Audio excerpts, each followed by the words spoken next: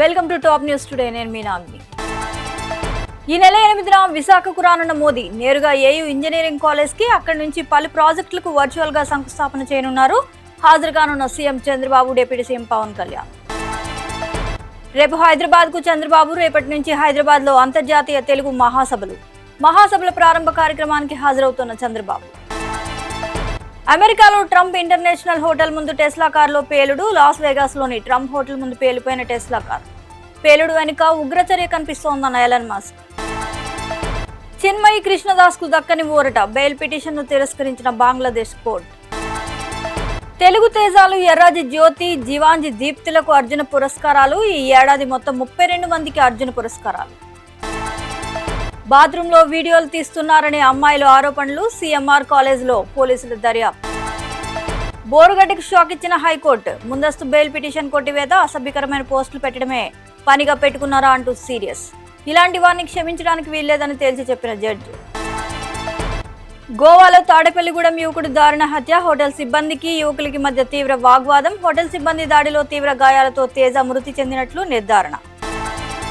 Air India ప్రయాణికులకు good news. ఇకపై దేశీయ అంతర్జాతీయ విమానాల్లో వైఫై సేవలు ప్రవేశపెడుతున్నట్లు వెల్లడి.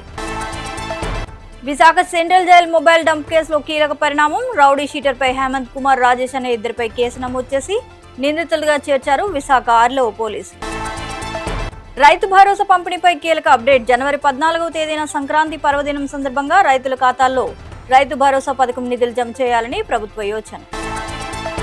పోలీస్ కానిస్టేబుల్ ఈవెంట్స్ లో అపశృతి. రన్నింగ్ రేసు ట్రాక్ పైనే ప్రాణాలు వదిలిన ఎన్టీఆర్ జిల్లా కొండూరుకు చెందిన చంద్రశేఖర్. మంత్రుల ప్రోగ్రెస్ రిపోర్ట్ అడిగిన సీఎం చంద్రబాబు. 6 నెలలుగా శాఖల వారీగా రిపోర్ట్ ఇవ్వని కొందరు మంత్రులు. వెంటనే శాఖల వారీగా ఇవ్వాలని మంత్రులకు తెలిపిన సీఎం చంద్రబాబు. హేమపై నమోదైన కేసులో బెంగళూరు హైకోర్టు స్టే. గతేడాది బెంగళూరులో హేమపై రేవుపాటి కేసు నమోదైన డ్రగ్స్ కేసు కొట్టేయాలని పిటిషన్. ఇప్పటికే ఛార్జ్ షీట్ దాఖలు చేసిన బెంగళూరు పోలీసు. నాగర్ కర్నూలు జిల్లా పెదముదునూరు వద్ద అతి వేగంలో అదుపు తప్పిన పల్టీలు కొట్టిన కారు. ప్రమాదంలో ఒక మహిళ మృతి, డ్రైవర్ కు తీవ్ర గాయాలు.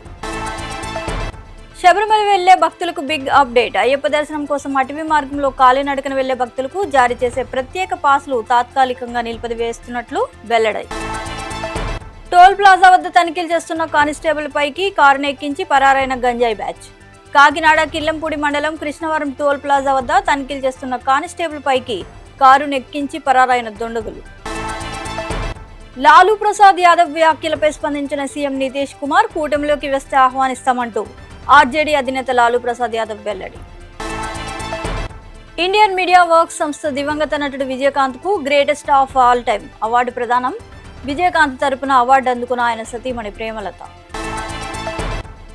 విశాఖలో ఐకానిక్ భవనం ఐటీకి రిజర్వ్. వేలం నుంచి మినహాయించాలని ప్రభుత్వం నుంచి ఆదేశాలు. దిగ్గజ సంస్థకు ఇవ్వాలని యోచన.